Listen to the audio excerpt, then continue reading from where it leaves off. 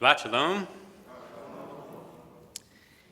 As I think everyone knows, here at Bethel we are searching for an assistant rabbi as well as a clergy educator to direct the Tarbut program, and we're excited in the next number of weeks to bring outstanding candidates for these positions.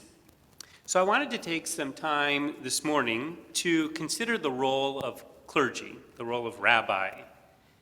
The search committee has surveyed the congregation. They've put out a job description. We're looking for someone to work with young families and teens, to strengthen our social justice work, to teach and officiate at life cycles, and more. You can learn about that online or by speaking to members of our search committee. This morning, however, I'd really like to think about how do we understand the role of a rabbi? It's an important topic as we engage in this search, and it's a timely topic. Some of you might have seen an article that came out this week called "The Great Resignation is Fueling a Rabbinic Hiring Crisis." The article explains that today more and more rabbis are choosing to retire early. A significant number of rabbis have decided to leave their congregational jobs mid-career, many times with no intention of serving another pulpit. Again, something we know here at Bethel. Now, don't worry, I'm not hinting at anything. I'm not going anywhere, although Florida would feel nice right now.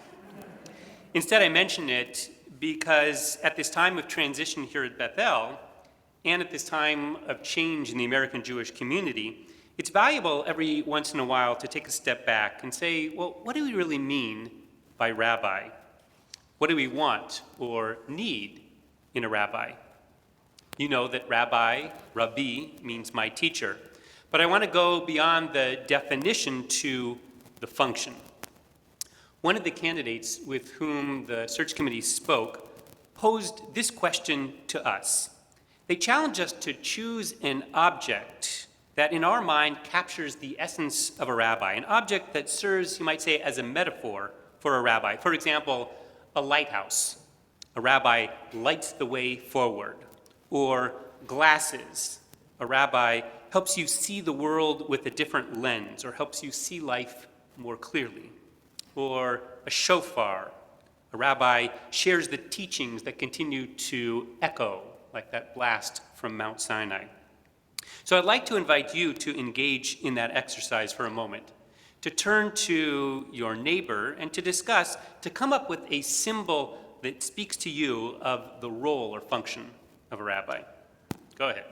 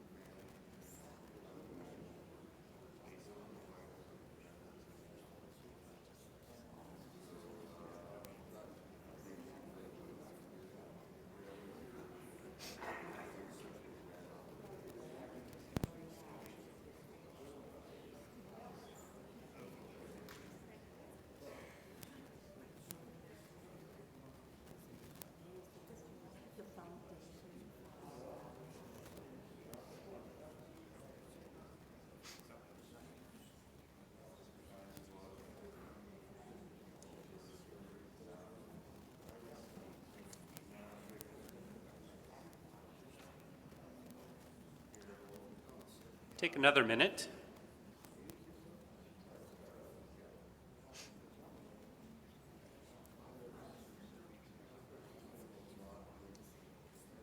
All right, so let's turn our attention back this way. I look forward to hearing your thoughts over Kiddush. This morning, though, I'd like to introduce you to a symbol or two that comes from our Parsha. This morning we read about the construction of the Mishkan, the tabernacle. This portable sanctuary sat in the very center of the Israelite camp as they journeyed towards Canaan, the promised land. So I can already see in you the wheels are turning. Some of you are thinking, I know the rabbi is like an ark, a holder of wisdom. Some are thinking that the rabbi is like the menorah, which illuminated times of darkness. Some of you are thinking the rabbi is like the altar, the place of sacrifice. I sacrificed my sleep to come hear this morning. Any of these could be an appropriate metaphor for a rabbi, but I want to teach you perhaps a new term. All of those things together, the ark and the menorah and the altar, they're referred to as clay kodesh, as holy vessels, clay kodesh. Now, in fact, this is actually the phrase that's often used to describe clergy. If you go to websites just of synagogues around the country, on the About Clergy page, they'll say something like, our clay kodesh are so-and-so, and then they'll list the bios of the rabbis and the cantors. I have to tell you that I have mixed feelings about this phrase, clay kodesh, and I never use it. I worry about the clergy who says, look at me, I'm a holy vessel. It can come across as quite arrogant. I also don't like it because it makes me think about my grandmother's teacups. They're so special, they're so delicate, they're so treasured that I never use them. They sit on the shelf and they gather dust. To me, clay kodesh feels a bit unapproachable, not something that I would ever use.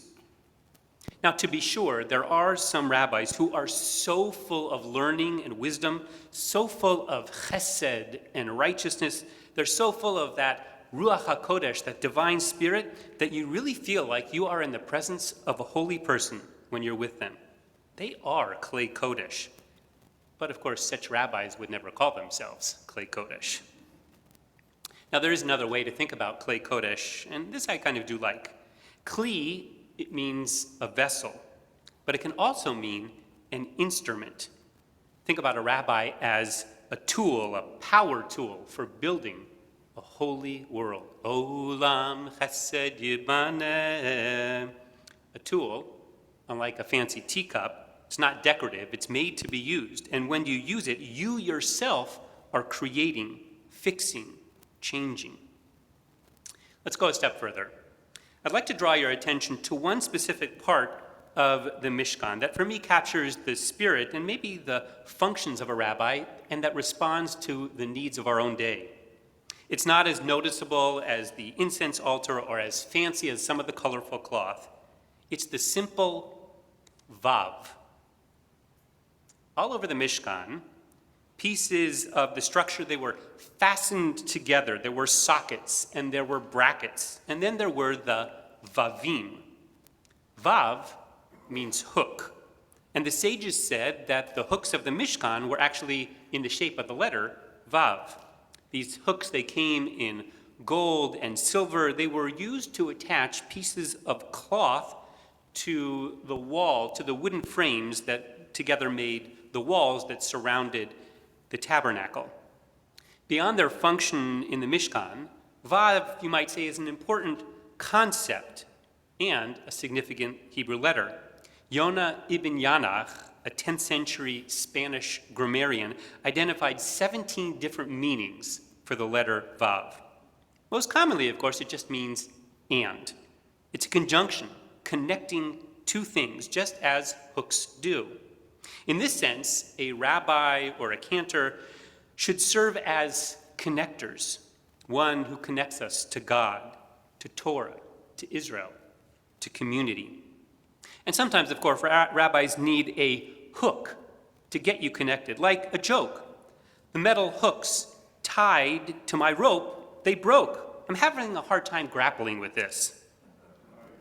It took a long time for me to find a joke about a hook. Come on, give me a break. There's the vav of connectivity, and then there is the vav of responsibility. Here's what I mean. After Cain killed Abel, you'll recall that God sentenced him to permanent exile, and God put a mark on his forehead. What was that mark? According to the Midrash, it was the letter Vav. It's as if God was saying, you will be sentenced to wear that letter Vav on your forehead for the rest of your days, so that you and all those who see you will realize that you are connected to one another. You are your brother's keeper, and so is every other human being. In this sense, the topic of what we're looking for in a rabbi or a cantor is bigger than any individual clergy, because, of course, what happens if that rabbi or cantor leaves? It's about all of us connecting to each other, us connecting to Torah, to song, to chesed, and yes, to rabbi and to cantor. Each of us must be a vav. And at a time when people remain isolated, at a time when people are still hesitant about coming, we need to relearn how to be a community, how to look outside our self-contained circles and say, I am my brother's keeper. This is a message that, from a message of a book that our staff is currently reading. The book is called Relational Judaism by Ron Wolfson. The idea is very simple. People will come to synagogues and other Jewish institutions for programs. They'll come for those programs, but they'll stay for relationships. The author writes, if the value offer is a calendar full of programs, access to Jewish information, to gyms, pools, health clubs, cultural events, even activities to repair the world, other people can get that elsewhere.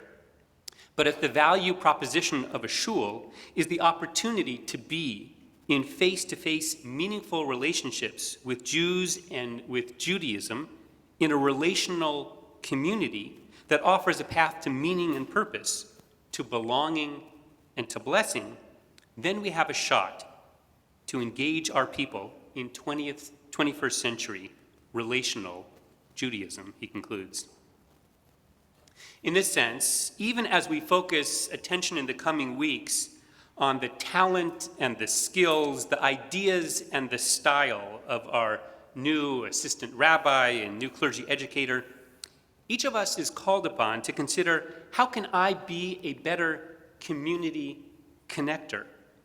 Now, don't worry, you don't have to apply and come before an interview committee, but I do invite you to ask yourself, how can I help connect to others? How can I help others connect to each other's? And how can I connect more deeply to our Bethel community? It's the stuff that Alan speaks about every time he makes announcements here from the Bima. And it can happen quite simply. For example, just at the Kiddush by saying hi to someone you see regularly, but maybe you don't know, or come sit with me. You know, we don't have to rely on Marlene Buckstein and on Barb Gottlieb to be our greeters every week. Each of us can serve that role, both formally and informally. I want to conclude by drawing your attention to an important yet easily overlooked vav in our parsha. In this case, I'm not talking about the hooks, but actually the letter vav. We read at the beginning of the parsha, make these kelim, make these vessels, v'chein ta'asu. Rashi understands that phrase, v'chein ta'asu, as an exhortation. Make them exactly as I'm telling you. But Rashi understands the phrase differently, pointing out that vav achibur, that conjunction, he reads, v'chein ta'asu, and so shall you make it. Make these kelim, these instruments, and so shall you make them. He says this is not simply a restating for emphasis. Rather, Rashi teaches, this is an additional commandment. Make the Mishkan as I told you, and follow the same pattern when you build the temple in Jerusalem. Rashi writes, Kein ta'asu l'dorot. These laws apply to you and to future generations. Ramban, he again objects and says, wait a minute. The kelim, the vessels of the temple, they're not exactly the same as the vessels of the Mishkan, the tabernacle. For example, in the Mishkan, in the tabernacle, the altar, it was 5 by 5, 5 amot by 5 amot, whereas for the temple, it was 20 by 20, to which Rashi answers him and says, sure, they weren't the same dimensions, but they were the same proportion. It sounds as if Rashi and Ramban, they're like visiting the biblical version of room and board, arguing about the size of the furniture that will fit the room. But it's more than that. When it comes to kelim, Ramban seems to say that there's like a one-size-fits-all, a once-and-for-all kind of rabbi. On the other hand, Rashi says, you'll need klei kodesh, holy instruments, for this and for future generations, but they must fit the structure at the time. As we welcome candidates over the coming week, we'll look for someone who will help us and help future generations connect to God, to Jewish tradition, to each other, and to community. But for Bethel, this moment requires clergy and congregation, not just a great teacher, an open-hearted pastor, and a soulful singer, but congregants who proudly wear that vav on their foreheads and eagerly proclaim, let's connect. Shabbat shalom.